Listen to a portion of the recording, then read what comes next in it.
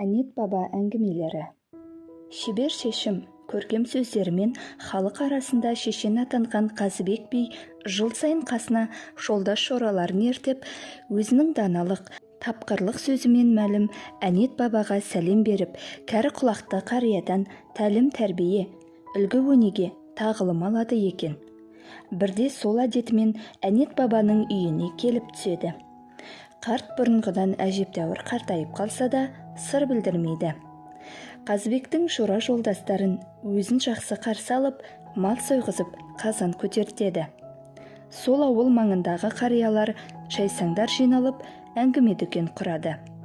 Ертеңіне Қазыбек жол жүруге қам жасап, сапар алдында Әнет бабаға бір ауыз өсиет айтып беруін өтініпті. Бірақ Әнет баба: «Қазыбек жанай, жасы келіп, қартайған, қасынан жар тайған, басынан мал тайған адамнан не кеңес, не өсиет сұрайсың?» деп ештеңе айтқысы келмейді.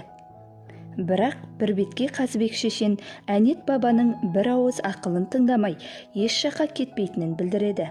Сонда Әнет баба Қазыбек шешеннің бұл қылығына күле қарап: «Болмадың ғой, айтайын», деп сәл ойланып: «Әкім деген сөзді жадыңда сақта», депті.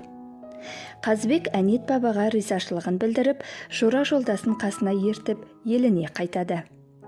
Ол жол жөнекей өзімен еріп келе жатқан нөкерлерінен: «Әнет бабаның қандай өсиет айтқанын ұқтыңдар ма?» дейді. Бірақ бұл сұрағына ешкім үндемейді. Сонда қаз дауысты Қазыбек Әнет бабаның айтқан өсиетін былай деп шешіпті: «Ә дегені әділ бол, к дегені күншіл болма, көпшіл бол, дегені ілтипатты бол, м дегені менмен болма, мейірман бол» дегені. Әнет бабаның сол өсиеті ел арасына кең тарап, ұрпақтан ұрпаққа мұра болып қалыпты.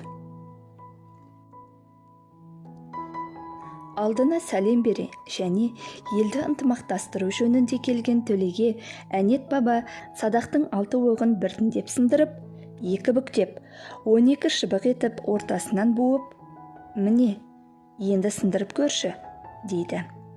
Төле бірден бір буда шыбықты қалай сындырсын, шыбықтарды Әнет бабаға қайтарып: «Айып етпеңіз, бұл жұмбағыңызды түсінбедім, Әнет баба», депті.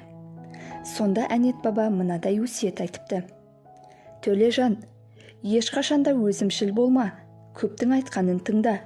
Көптің айтқанын тыңдасаң, көп те сенің айтқаныңды орындайды. Көп болсаңдар, өзара ынтымақта болсаңдар, сендердің белдеріңді де ешкім сындыра алмайды. Ал әрқайсың шеке дара болып, ынтымақтарың жараспайтын болса, мына жеке шыбықтарды сындырған секілді, әркім-ақ бірліктеріңді бұзып, берекелеріңді кетіреді.